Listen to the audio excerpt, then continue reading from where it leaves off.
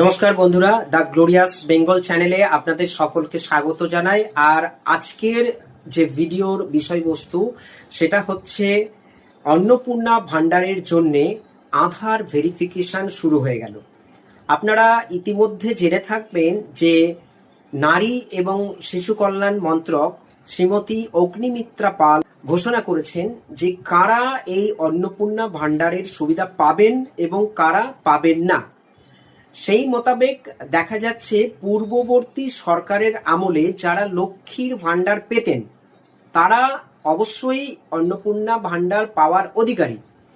কিন্তু কথা হচ্ছে যে অগ্নিমিত্রা পাল কয়েকটি কথা সংযোজন করেছেন। সেখানে তিনি বলেছেন অন্নপূর্ণা ভান্ডার পেতে গেলে অবশ্যই তাকে ভোটার হতে হবে।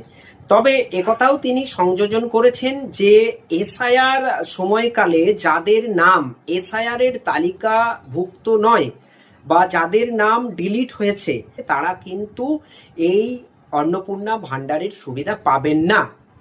এবার এই মর্মে আমাদের কাছে অর্থাৎ বিএলও গণের কাছে গতকাল রাতে একটি ফরম্যাট এসেছে, যে ফরম্যাটে জানতে চাওয়া হয়েছে যে আধার নাম্বারের কথা।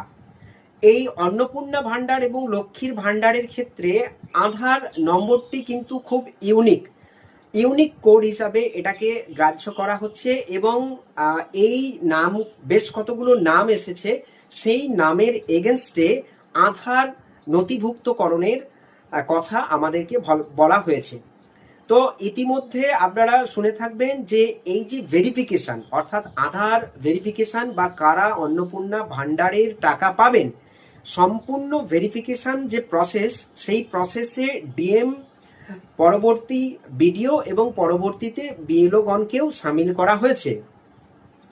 তো বিভিন্ন স্তরের মধ্যে দিয়ে এটা ভেরিফিকেশন হবে এবং এর আগে আরও তিনি যেটা বলেছেন যে অবশ্যই চাকরিরত বা ইনকাম ট্যাক্স দেন এমন কেউ কিন্তু এই সুবিধার অন্তর্ভুক্ত হবেন না।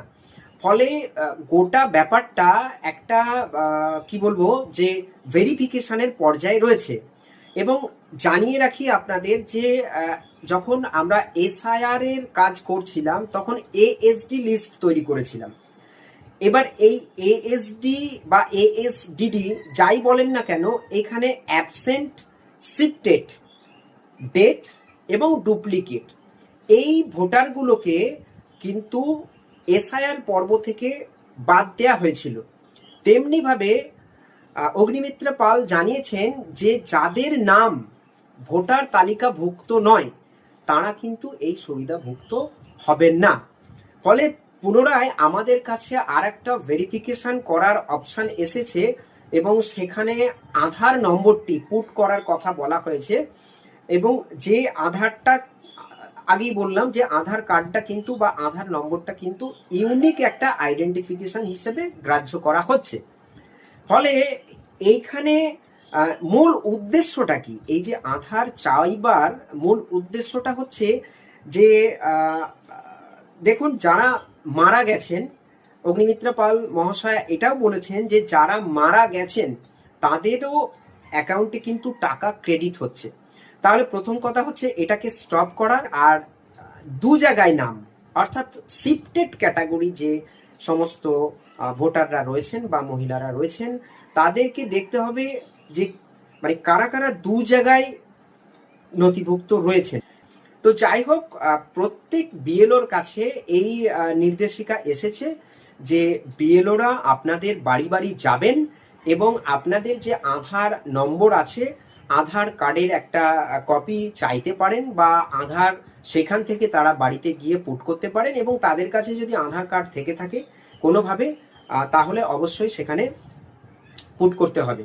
কিন্তু সমস্যার বিষয় হচ্ছে যারা শিফটেড হয়ে গেছেন তাদের কিন্তু আধার কার্ড এখানে খুব সহজে, যদি কোনো আত্মীয় পরিজন সেখানে না থেকে থাকে তাহলে সেটা কিন্তু সেই আধার কার্ড নাম্বারটি পুট করা কিন্তু দুঃসাধ্য ব্যাপার হয়ে দাঁড়াবে। ফলে এই ছিল আজকের ইনফরমেশন। যদি ভিডিওটি ভালো লেগে থাকে এবং ইনফরমেটিভ হয়ে থাকে তাহলে অবশ্যই চ্যানেলটিকে সাবস্ক্রাইব করতে ভুলবেন না এবং শেয়ার করতে ভুলবেন না।